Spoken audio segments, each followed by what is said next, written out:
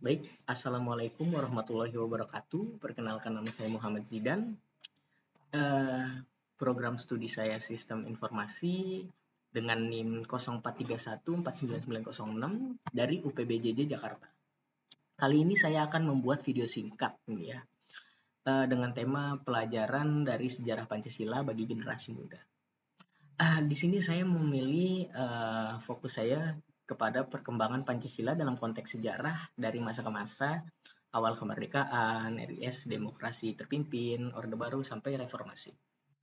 Di sini isinya yaitu ada yang pertama menjelaskan salah satu peristiwa penting sesuai pilihan saya, lalu yang kedua menjelaskan nilai Pancasila yang tercermin dari peristiwa tersebut, yang ketiga menyampaikan refleksi pribadi. Jadi menyampaikan secara pribadi ya, pelajaran apa yang dapat diambil dan bagaimana nilai itu masih relevan bagi generasi muda saat ini. Baik, langsung saja saya mulai. Di sini ada materi mengenai perkembangan Pancasila dalam konteks sejarah ya, yang telah dijelaskan. Lalu saya akan merangkum yang memfokuskan pada peristiwa penting di masa Orde Baru sampai reformasi, lalu ada refleksi pendapat saya sendiri gitu ya, bagi generasi muda. Baik, di sini ada yang pertama itu menjelaskan salah satu peristiwa penting. Peristiwa pentingnya apa sih? Peristiwa pentingnya itu adalah perkembangan Pancasila dari masa ke masa ya. Pancasila telah mengalami dinamika signifikan sejak awal kemerdekaan. Seringkali diuji dan ditafsirkan sesuai kepentingan politik yang berkuasa. Awal kemerdekaannya itu ada pada tahun 1945 sampai 1950. Pancasila sebagai dasar negara menghadapi ancaman ideologis langsung atau pemberontakan PKI Madiun 1948 dan D1 dan T2 yang berusaha menggantikannya. DI dan TII. Lalu selanjutnya ada RIS dan demokrasi parlementer pada tahun 1949 sampai 1959. Pancasila dihadapkan pada ketidakstabilan politik dan konflik kepentingan antar partai. Nilai persatuan seringkali terancam karena sistem kabinet yang terus cepat berganti. Sehingga pemersatu seringkali persatuan Indonesia tuh sangat sering terancam. Jadi selanjutnya ada demokrasi terpimpin. Pada tahun 1959 sampai 1966, Pancasila dijadikan alat pemersatu, tetapi implementasinya disampingkan melalui konsep Nasakom atau nasionalisme, agama, dan komunisme. Memberikan ruang bagi ideologis komunis tersebut ya. Lalu selanjutnya ada masa Orde Baru. Pada tahun 1966-1998, Pancasila dijadikan asa tunggal melalui program penataran P4.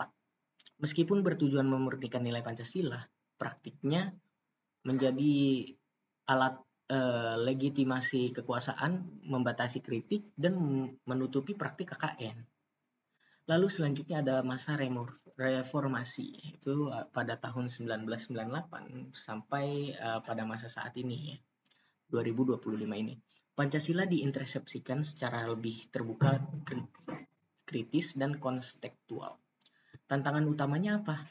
Yaitu mempertahankan nilai-nilai kolektif di tengah arus individualisme, radikalisme, dan polaris digital. Baik, itu adalah perkembangan Pancasila dari masa ke masa ya, dari awal kemerdekaan sampai pada saat ini, yang berarti berubah-ubah dalam masa ke masa. Lalu di sini ada peristiwa penting dari pemberlakuan asa tunggal.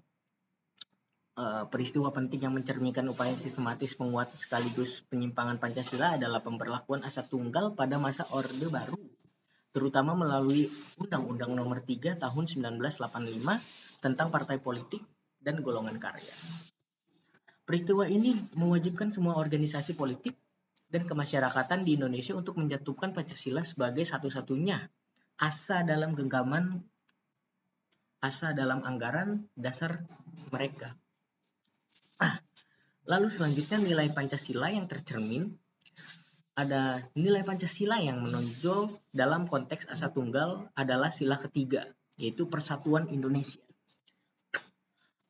Apa sih Persatuan Indonesia itu? Yang bertujuan formalnya, secara formal nih, penetapan asa tunggal bertujuan untuk memastikan persatuan dan kesatuan bangsa, menghilangkan perbedaan ideologis di antara organisasi dan menegaskan Pancasila sebagai pandangan hidup tunggal, sehingga menciptakan stabilitas politik jangka panjang.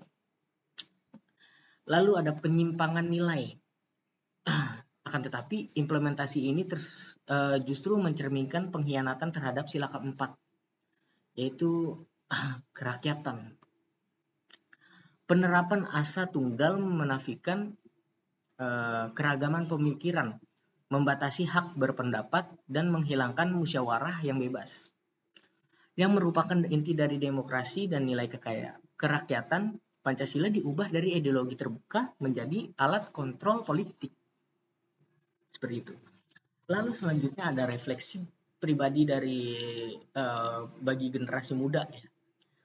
Dari saya itu pelajaran yang dapat diambil itu adalah peristiwa asa tunggal mengajarkan pelajaran berharga ya, yaitu tentang ideologi sebagai konsekuensi, bukan dogma. Pancasila adalah kesepakatan dasar yang dilahirkan dari keragaman atau musyawarah, bukan produk paksaan sepihak atau dogma. Kita harus mewaspadai setiap budaya, baik dari negara maupun kelompok, untuk memaksakan penafsiran tunggal yang mematikan keragamannya. Lalu kritisme adalah pilar demokrasi. Itu kekuatan Pancasila terletak pada kemampuannya menampung perbedaan. Begitu kritik dibungkam, kami persatuan semu atau seperti Orde Baru, nilai-nilai lainnya, keadilan kerakyatan akan terkritis oleh otoritarianisme. Lalu relevansi bagi generasi muda saat ini, nilai Pancasila sangat relevan bagi generasi muda di tengah tantangan digital dan global. Yang pertama itu ada toleransi digital dari tepatnya sila ketiga, yaitu Persatuan Indonesia. Toleransinya itu di sosial media sekarang ini, perbedaan pandang sering berujung pada perpecahan atau cyberbullying. Jadi maraknya bullying di media sosial bagi generasi muda saat ini tuh sangat meningkat ya. Jadi perlu menjadikan Persatuan Indonesia sebagai benteng untuk mempraktikkan toleransi digital maupun berinteraksi menghargai perbedaan dengan politik atau sara, dan menjaga kesatuan identitas bangsa di dunia maya. Jadi kita harus saling berinteraksi dan lebih menghargai pada sesama generasi muda di sosial media. Jadi menggunakan sosial media itu harus lebih bijak dalam menggunakan sosial medianya. Yang kedua itu ada keadilan dan integritas. Dari sila kelima, yaitu keadilan sosial bagi seluruh rakyat Indonesia. Setelah kasus KKN ini di masa lalu itu, generasi muda memiliki tanggung jawab moral untuk membangun sistem yang adil dan transparan. Hal ini diterapkan melalui tuntutan akuntabilitas, penolakan terhadap korupsi, termasuk korupsi waktu dan integritas akademik ya, serta memastikan peluang ekonomi dan sosial terbuka bagi semua sesuai dengan cita-cita keadilan sosial tersebut. Baik, mungkin itu saja pendapat saya tentang perkembangan Pancasila dalam konteks sejarah dari masa ke masa. Kurang lebihnya mohon maaf. Assalamualaikum warahmatullahi wabarakatuh.